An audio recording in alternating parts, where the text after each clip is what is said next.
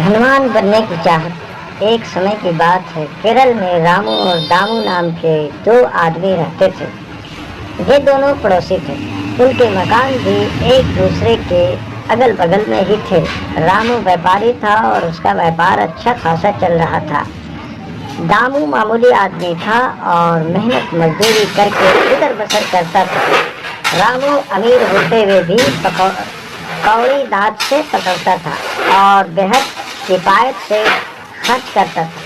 खाने तक में मियाँ बीवी दोनों एक ही तरकारी या दाल से काम चलाते और मुश्किल से ही कभी किसी को खाने पर बुलाते थे। उधर दामू गरीब होते हुए भी खूब मज़े की जिंदगी बसर करता था। वह और उसकी बीवी जो कुछ कमाते सारे का सारा खर्च कर डालते। अच्छा पहनते और अच्छा खाते। अपने दोस्तों और रिश्तेदारों को अक्सर ही खाने पर बुलाते और रात के समय खड़ताल या तालियां बजा बजा कर तरह तरह के गीत गाते रहते।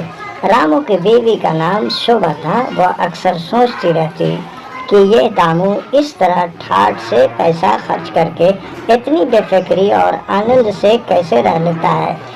शोभा के पति के पास दामू से कहीं ज़्यादा रुपया पैसा था, फिर भी उनके लिए पति के पास दामू से कहीं ज़्यादा रुपया पैसा था, फिर भी उनके लिए बचत करना बड़ा मुश्किल था।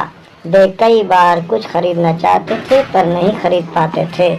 वह अक्सर दामू और उसकी बीवी चीरू को देखती रहती और उनके सुखी जीवन का रहस्य जानने की कोशिश करती, मगर हजार सोचने पर भी उसकी समझ से कुछ न आता। दोपहर के समय शोभा और चीरू अक्सर अपने अपने दरवाजे पर खड़े होकर एक दूसरे से बातें करती।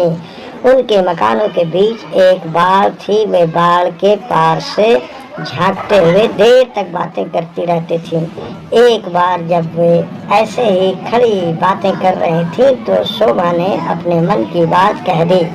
उसने चीरू से पूछा कि वे हमेशा ही कैसे इतनी ठाठ से पैसा खर्च करते हैं और ऐसी बेफिक्री और खुशहाली की ज़िंदगी कैसे बिताते हैं। आगे की कहानी फिर। ये कहानी आप लोगों को कैसे लगी कमेंट ज़रूर करना और वीडियो पसंद आए तो वीडियो को लाइक कर देना। और आगे की कहानी जानने के लिए अगर आप मेरे चैनल पर नए हैं तो चैनल को सब्सक्राइब करना। मैं बहुत जल्दी इसकी आगे वाली कहानी की कड़ी बताऊंगा। बहुत दिलचस्प कहानी